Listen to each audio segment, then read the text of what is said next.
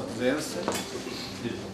Nós estamos a dar as últimas, a dar aqui nesta sala bonita que temos aqui. E isto, quer dizer, mais já quem tenha vindo, tem assistido que esta interação dos diferentes canudos, com os diferentes temas de vida que vão trazendo à revolta, aqui ao nosso auditório, pequenino, mas simpático, permite que tratar e perspectivar ou apresentar perspectivas individuais, assuntos que muitas vezes nós, no dia a dia, nem temos tempo de meditar ou de pensar. E estes assuntos são importantes, todos eles são importantes, todos eles têm uma tónica, todos eles têm uma realidade concreta, uma observação, e que permite aumentar a todos nós o nosso grau de crítica, que é importante, crítica com um certo fundamento, e eu muitas vezes trazer outros olhares. Eu, por exemplo, já sou velho, mas permite com a experiência que tenho ao longo desta vida, de 63 anos, permite-me muitas vezes olhar com outros olhos, depois de ter passado aqui alguns momentos convosco e com os outros vossos colegas que portanto passaram. Tivemos aqui, por exemplo, num sentido de, aqui há sensivelmente há um mês, 3, 4 semanas, aquela senhora professora que veio cá e que veio falar nas políticas, a forma de estudo. Portanto, o estudo em que dizia que nós somos todos diferentes e precisamos de aconchegar-se, ou seja, vêm os militares com militares, vêm os futebolistas com os futebolistas, vêm os seus padres com os seus padres, vêm os professores com os professores, vêm os alunos que devem estar com os alunos. Porquê? Porque eles têm interesses mútuos.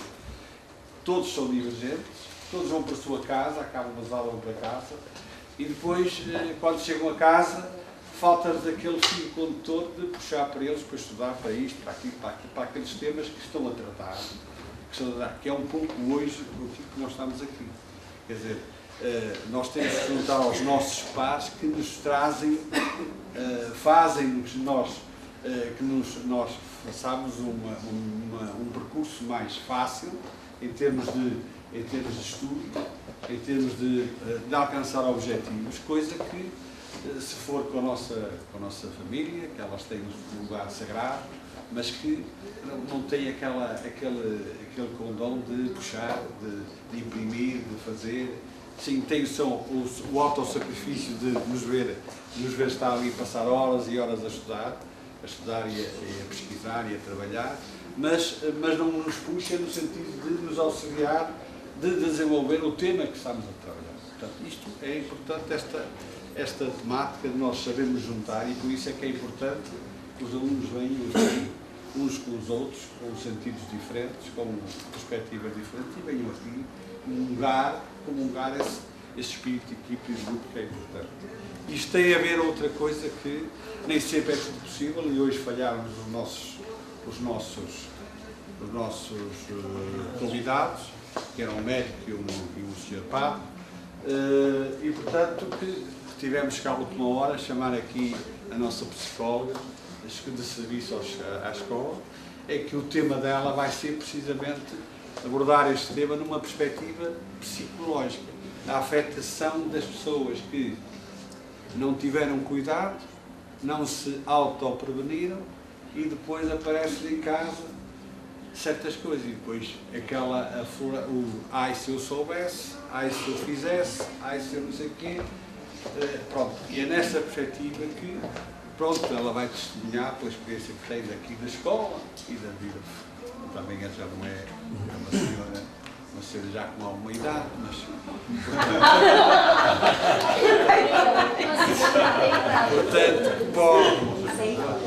não é, ela já sabe que eu sou assim, quando eu sou o mais velho estou sempre bem, Portanto, é para vocês verem, senão ficam com os aspectos. Eu não quero que que fiquem circunspectos. Eu não estou a encher balões, Mas de vez em quando gosto de falar um pouco, de expressar aquilo que vai na aula, muitas vezes. A escola está mostrada que é viva, que participa, que dá valor aos nossos alunos.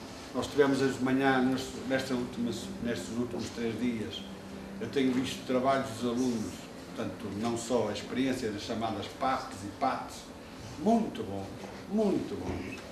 Portanto, quer dizer, que honra, que orgulha a escola, portanto, a escola daqueles elementos que nós deitamos para a vida ativa. E, portanto, isso quer dizer que a escola está no bom caminho, quer dizer, quando as pessoas se empenham. É isso a mensagem que eu quero dizer. Quando as pessoas se empenham, quando as pessoas se interessam e têm esforço, espírito de equipe, consegue-se tudo. Boa tarde a todos. O meu nome é José de Castro. Somos alunos de técnicas de secretariado.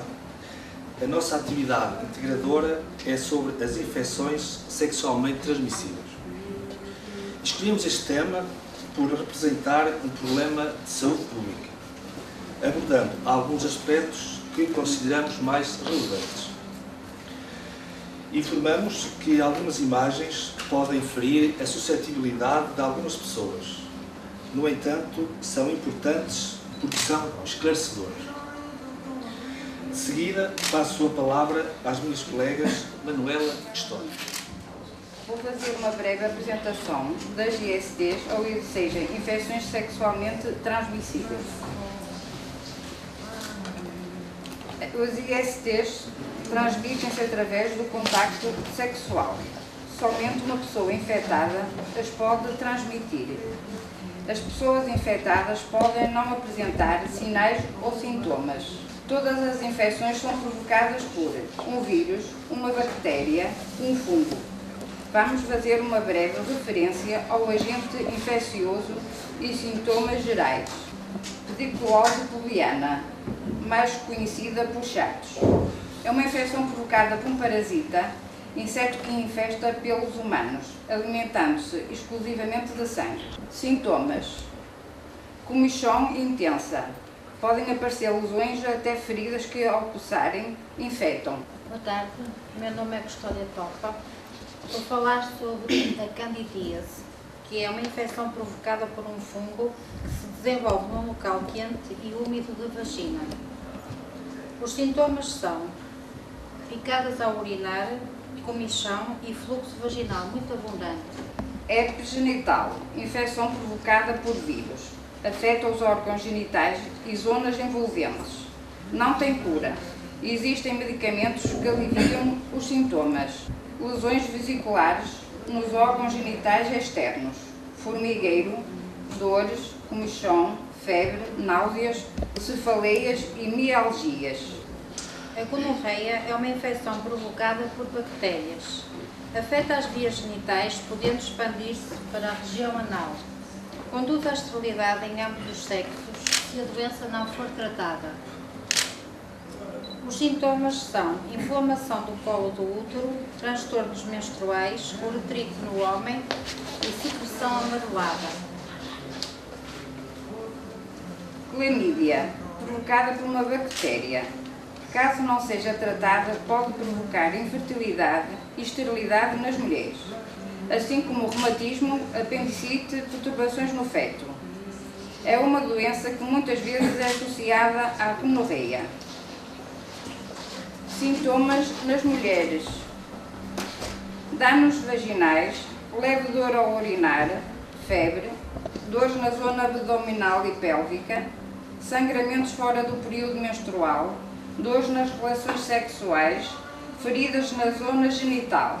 Sintomas nos homens: dores uretrais, secreção fluida, feridas, dores e inflamação dos testículos. O HIV-Sida é provocado pelo vírus VIH, que pode permanecer inativo ou ativo. Destrói o sistema imunitário da pessoa. A SIDA HIV não tem cura, sendo mortal. Os sintomas são anemia, febre, perda de peso e alterações imunitárias. Hepatite B, provocada por um vírus que ataca o fígado, pode provocar a morte. O vírus sobrevive durante bastante tempo. É resistente a alguns desinfetantes. Sintomas: cirroses hepáticas, dores de cabeça e no corpo, febre, cansaço, falta de apetite, urina escura e coloração amarela. A sífilis é provocada por uma bactéria. Apesar de ser contagiosa e perigosa, é curável se for tratada a tempo. Ataca qualquer tecido, desde a pele aos ossos, fígado, órgãos genitais, olhos, sistema nervoso e coração. Pode levar à morte. Os sintomas são, inicialmente, úlceras genitais que não curam, posteriormente lesões na pele e mucosa. HPV, vírus do papiloma humano. O agente é um vírus que vive nas mucosas genitais. Este vírus está fortemente ligado ao cancro do colo do útero. O homem geralmente é portador assintomático. Sintomas: comichão, ardor ou durante a relação sexual, verrugas, corrimento anormal e hemorragias fora do período menstrual. De forma geral, podemos dizer que nas ISTs o contágio acontece essencialmente por via sexual, partilha de objetos pessoais, por exemplo, lâminas, e troca de seringas. A prevenção é feita com o uso de preservativo e ou abstinência sexual. Passo a palavra ao meu colega Luís Pinto. Depois que algumas das pessoas aqui presentes tenham ficado surpreendidas com certas imagens e infecções e não imaginassem consequências tão dramáticas como as que foram descritas. Para ficarmos com algumas noções sobre o impacto dos ISTs na família e, de certa forma, na sociedade portuguesa, analisemos alguns dos dados estatísticos que constam no inquérito sobre comportamentos sexuais e a infecção HIV-Sida em Portugal, desenvolvido entre 2007 e 2008 pelo Instituto de Ciências Sociais da Universidade de Lisboa. Só para salientar, 60% dos portugueses não usou preservativo na primeira relação sexual. Mais de 55% nunca tirou uma amostra de sangue para fazer o teste de VIH. Em relação à epidemia do VIH-Sida no território nacional, existiram cerca de 32 mil pessoas infectadas entre os indivíduos do grupo etário dos 15 aos 49 anos. Assim, face aos números apresentados, conclui-se o seguinte: as campanhas de prevenção não têm funcionado.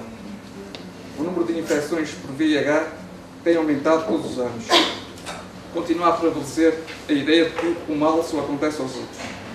Na família, o ser portador deste tipo de infecção representa sempre uma vergonha e tabu, inibindo a pessoa portadora a comunicar com o seu parceiro, família e mesmo com o médico. O impacto apenas surge quando um dos seus membros surge infectado, dando-se conta que não é imune. Na confrontação com uma infecção, dependendo da sua gravidade, são disputados comportamentos e sentimentos tais como falta de diálogo, o isolamento, o fazer de conta que tudo está bem e que nada aconteceu, o sentimento de culpa, a descrença, a depressão, culminando numa cisão na estrutura familiar. Felizmente, nos últimos anos, com a implantação de novas políticas sociais, entre as quais se destaca o Sistema de Ação Social, integrado na Segurança Social, não esquecendo, obviamente, todas as outras instituições de apoio social, tem-se vindo a assistir, em todos os campos, a melhorias no tratamento e ajuda para com os mais necessitados. Para as pessoas infectadas com HIV-Sida, a Segurança Social, como resposta, implantou o Centro de Atendimento e Acompanhamento Psicossocial, chamado CAP.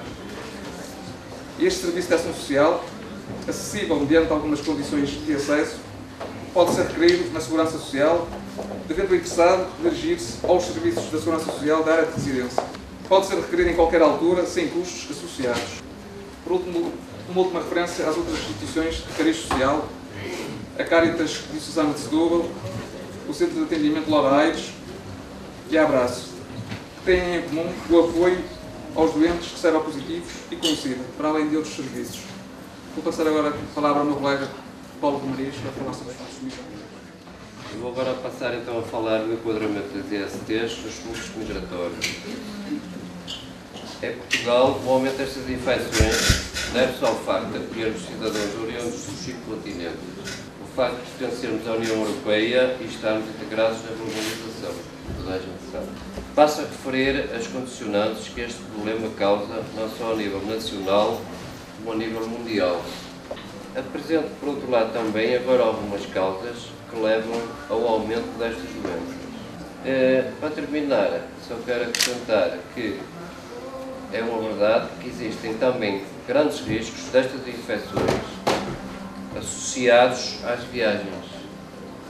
É, portanto, do nosso interesse alertar todas as pessoas, de um modo geral, para os cuidados que devem ter quando se deslocam para outros locais e com quem irão estabelecer contato. Peço muito obrigado pela atenção que estão e passo a palavra à minha colega Ana Maria. Vou falar da posição da Igreja Católica face à ISTs. A posição da Igreja Católica nunca foi favorável ao uso preservativo como um método contraceptivo. Afirmando-se na linha da frente do combate à SIDA, a Igreja Católica encoraja a abstinência total da prática sexual para impedir a propagação da doença. O Vaticano considera ser necessário, antes de mais, para combater esta doença, a SIDA, de maneira responsável, aumentar a prevenção, sobretudo através da educação e respeito dos valores sagrados da vida. Quanto ao surto de SIDA na África, Bento XVI considera que o uso do preservativo não resolverá eficazmente este problema. Um doente com SIDA que não prescinda de relações sexuais é moralmente obrigado a não transmitir a doença. Embora a posição geral da Igreja defenda a abstinência sexual como método de não propagação da infecção, existem alguns membros eclesiásticos que defendem o uso do preservativo. Passo a citar alguns comentários de vários bispos. Elídio Leandro, bispo de Viseu, considerado o bispo polêmico do século XXI, por defender também o divórcio, em que um dos cônjuges é vítima de violência doméstica, considera que o preservativo não somente é aconselhável, como poderá ser eticamente obrigatório. Já o seu antecessor, falecido bispo de Viseu, Dom António Monteiro, defendia o uso do preservativo como um mal menor entre dois males, em caso de risco de SIDA. O bispo Dom Januário Turgal Ferreira, bispo das Forças Armadas, considera que proibir o uso do preservativo é condenar muita gente à morte. Passo a palavra à minha colega Mónica. Eu vou falar-vos um pouco sobre o impacto destas infecções no mundo do trabalho, mais concretamente sobre o VIH, uma vez que presentemente esta infecção é mais assustadora e preocupante por todos os riscos que lhe estão associados. Apesar de sabermos que há leis de trabalho que protegem o indivíduo com VIH, temos noção que esta doença assusta qualquer pessoa. O indivíduo com VIH sente-se discriminado tanto profissional como socialmente. O nosso Código de Trabalho tem o artigo 333 que não permite o despedimento do trabalhador por doença. No entanto, sabemos que há outras formas de contornar esta questão. Sabemos que há empresas que exigem análises e exames médicos que podem influenciar a escolha do candidato ao emprego. Retiramos alguns pontos do Código de Conduta Empresas e VIH que tentam proteger qualquer indivíduo. Ao subscreverem este código, as empresas aderentes à iniciativa comprometem-se a não discriminar as pessoas que vivem com a infecção VIH, quer sejam trabalhadoras ou candidatas a cargos na empresa. Assegurar a igualdade entre os homens e mulheres, no que respeita ao acesso à prevenção e ao tratamento da infecção pelo VIH. Respeitar e fazer respeitar o caráter voluntário dos testes para o VIH e a confidencialidade dos resultados. Facilitar o acesso aos cuidados de saúde e à proteção social em condições de igualdade para todas as pessoas da empresa. Vou agora falar-vos de um caso jurídico que teve início em 2002, quando um cozinheiro foi despedido pela entidade patronal após ter descoberto que o mesmo era portador do vírus VIH. Para os tribunais do trabalho e da relação, este despedimento foi legítimo, alegando que ficou provado que este vírus existe no sangue, saliva, suor e lágrimas, podendo ser transmitido no caso de haver derrame de alguns destes fluidos sobre os alimentos servidos e consumidos por quem tenha uma ferida na boca. Apesar de estes tribunais terem em sua posse dois pareceres científicos, que negavam alegados riscos de transmissão de um cozinheiro com VIH, proferiram um acordo em sentido contrário, dando razão à empresa. Despedir um trabalhador com base na detecção de seropositividade é exatamente o contrário do que é proposto pelo Conselho da Europa. Como é sabido, o vírus do VIH só se transmite ou através de relações sexuais desprotegidas, ou por via endovenosa, ou por via materno-fetal. Nenhum destes chamados comportamentos de risco é específico do ambiente laboral. Não está provado que um funcionário de uma cozinha possa, no seu exercício de funções e por causa delas, transmitir a outrem o vírus VIH. Passo agora a palavra ao meu colega José de Castro. A sexualidade influencia pensamentos, sentimentos, ações, interações e, portanto, a saúde física e mental. É a energia que motiva o amor na forma de sentir, de se movimentar e de tocar e de ser tocado. Sendo a saúde um direito humano fundamental, a saúde sexual também deve ser considerada um direito humano básico. Tínhamos convidado para a nossa atividade integradora o Dr. Manuel Azevedo e o Padre Rui Santiago, mas por razões profissionais, na última hora, não foi possível a sua presença. Desde já pedimos as nossas desculpas. Por este motivo, temos uma pequena entrevista com o Padre Rui Santiago, que vai ser lida pela minha colega Ana Maria. Como o meu colega disse, realmente tínhamos um convidado que seria o Sr. Padre Rui, que se ele estivesse presente, sei que gostariam de o ouvir falar, porque eu posso-vos dizer que ele tinha o tom da palavra mesmo. Do qual eu vou-vos ler uma entrevista que foi feita no dia 4/5, no próprio seminário. Colocamos-lhe várias questões que, de maneira geral, todos gostaríamos de ver respondidas. Ao qual, a primeira pergunta: qual a posição da Igreja perante as infecções transmissíveis? Ao que ele nos respondeu: a posição da Igreja perante a ISTs é de que a vida tem um valor sagrado. O amor deve ser vivido de maneira respeitável e, por isso, exige muita consciência. Na prática, falar destas questões é falar de pessoas doentes, que sofrem com o problema e que precisam de acolhimento e apoio. A Igreja presta este apoio de forma direta, acolhendo estes doentes sem os julgar. Coloquei a segunda questão. Na Igreja existem divisões e se há várias opiniões, ao qual também me respondeu: dentro da Igreja não há divisões, há diferenças sobre todas as questões, quer doutrinal, quer pastoral. O que é uma riqueza, existe pluralismo. Vindo à terceira questão. Na formação dos seminaristas, como é que abordam esta temática? Ao que me voltou a responder: é um tema humano como todos. É descobrir a maneira mais humana de estar e de tratar o problema.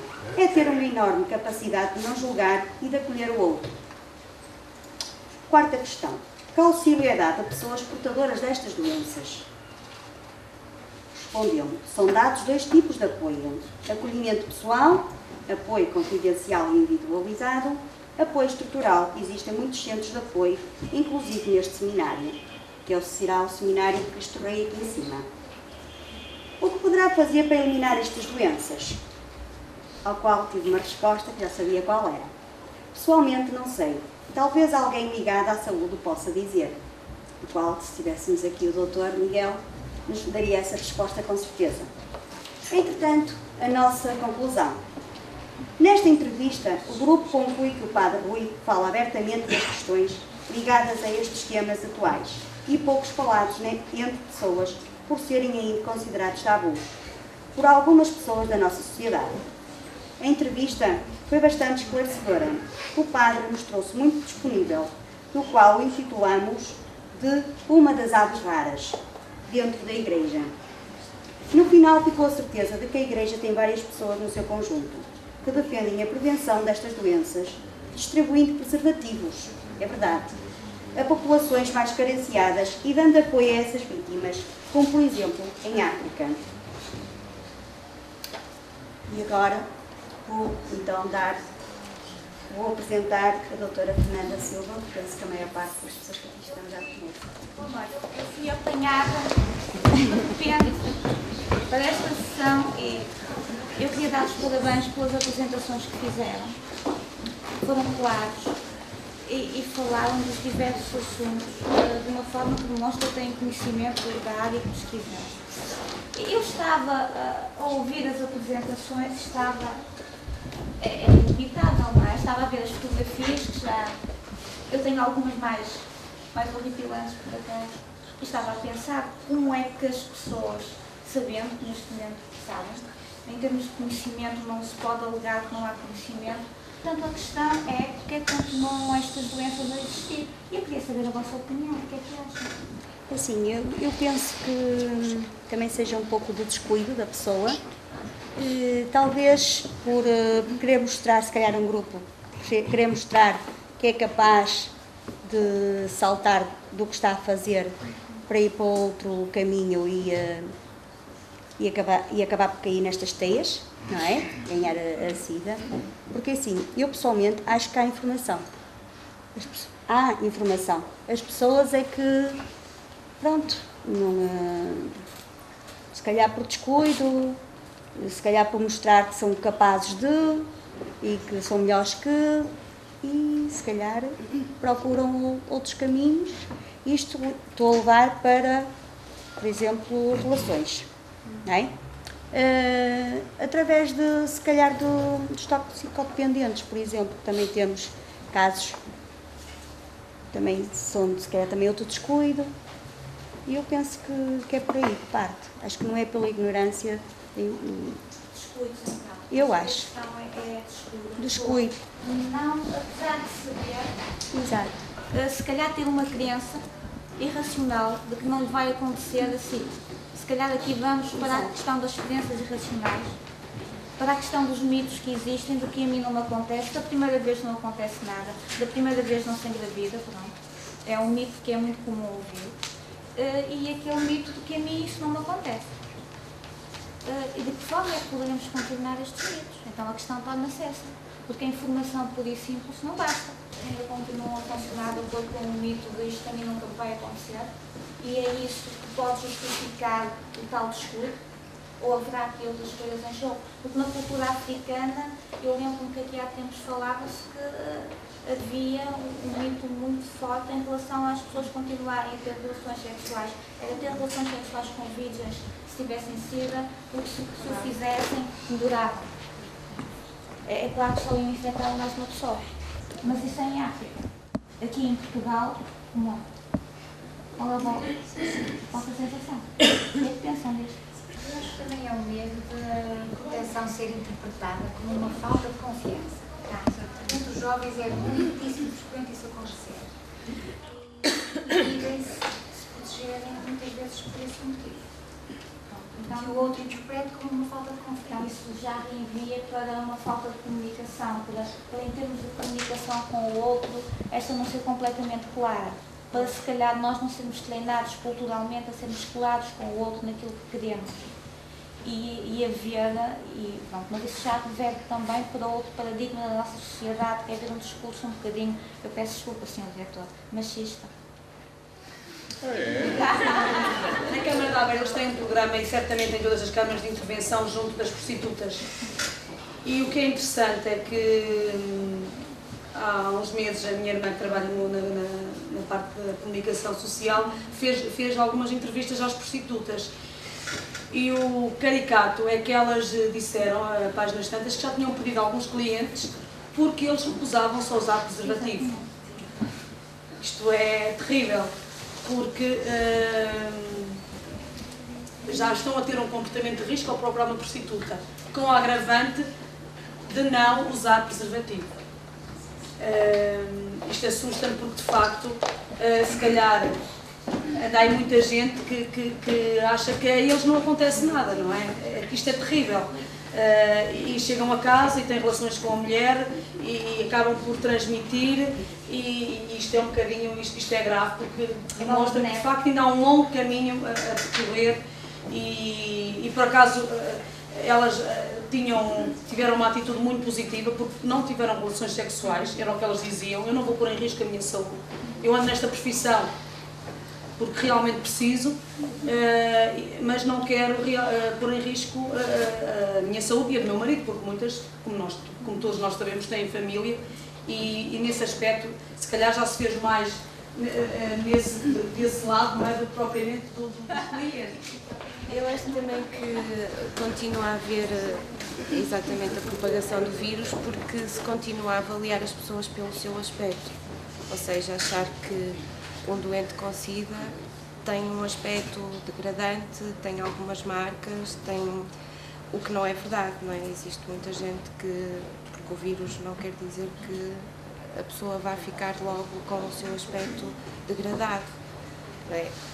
Vai sendo um processo gradual e a questão, indo à questão do vírus da SIDA, há uma questão que se coloca também, que é a forma como a pessoa, nesta questão das doenças, há a forma da pessoa que sabe que tem uma doença, primeiro aceitar que é bom, e aceitar na implicação que isso quer dizer que vai ter de parar com uma série de comportamentos. E aceitar isto é um processo psicológico que pode ser extremamente doloroso e as pessoas podem entrar num processo tortuoso. E o comportamento que podem ter pode ser exatamente o inverso. É pura e simplesmente dizerem, não, isto não me aconteceu, isto não vou fazer nada, vou continuar a fazer o que me apetece, sem dizer ao outro, que é extremamente difícil de fazer, porque não está bem. Será tudo, digamos, uma questão da pessoa, digamos, do homem e da mulher, tem a ver com o prazer, de ter ou não ter prazer, portanto, não ter prazer com o preservativo e ter prazer sem o preservativo. Se calhar, digamos, isto em Portugal e se calhar nos outros países não está, digamos, desglobalizado esta ideia e, digamos, estas noções. Se calhar o que está a dizer é que ainda há muita coisa que tem que ser conversada no casal e tem que ser experimentada, e se calhar as pessoas ainda têm uma noção muito reducionista do que pode ser a sexualidade no casal ou entre namorados e ainda tem muita coisa a descobrir. Não sei se quer dizer alguma coisa sobre o vereador, já que me pôs aqui. Eu também queria aprender umas coisas.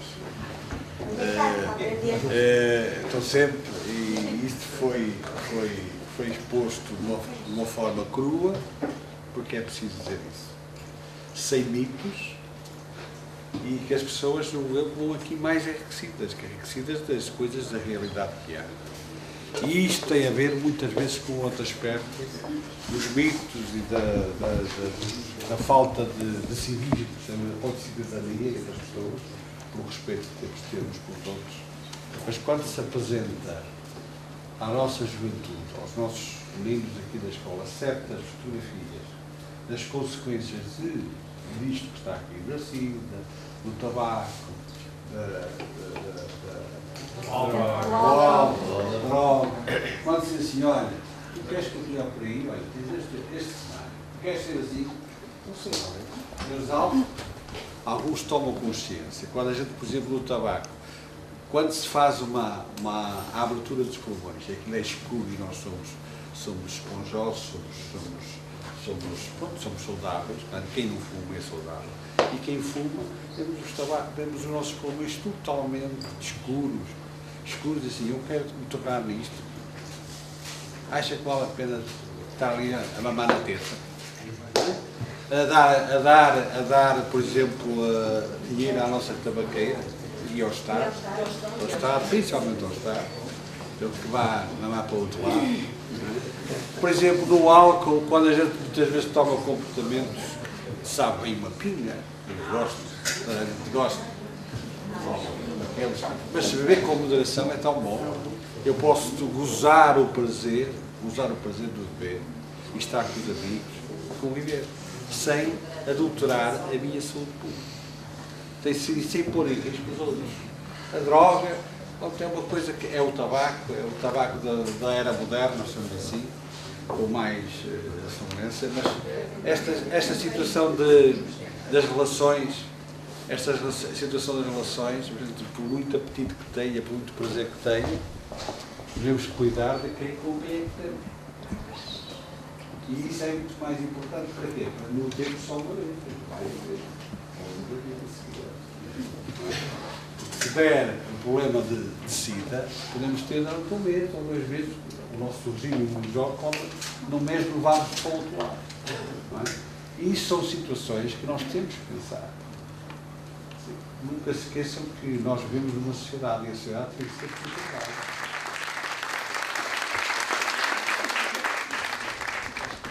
Chegar ao fim, eu queria fazer os agradecimentos à presença dos nossos convidados, o nosso excelentíssimo Sr. Diretor António Teixeira, o Mediador Augusto Cunha, os formadores, colegas e demais pessoas que connosco colaboram.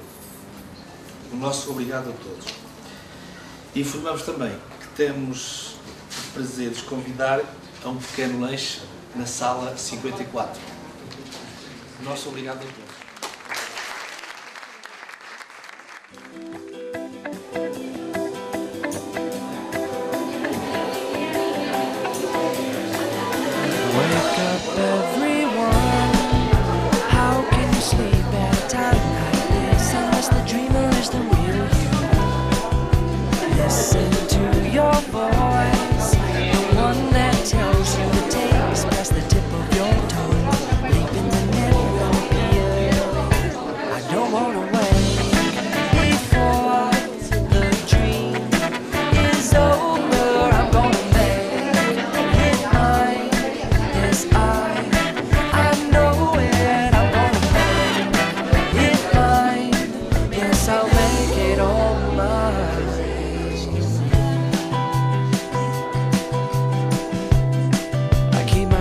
On a heavy rotation, requesting that it's lifting you up, up, up and away, and over to a table at the Gratitude Cafe.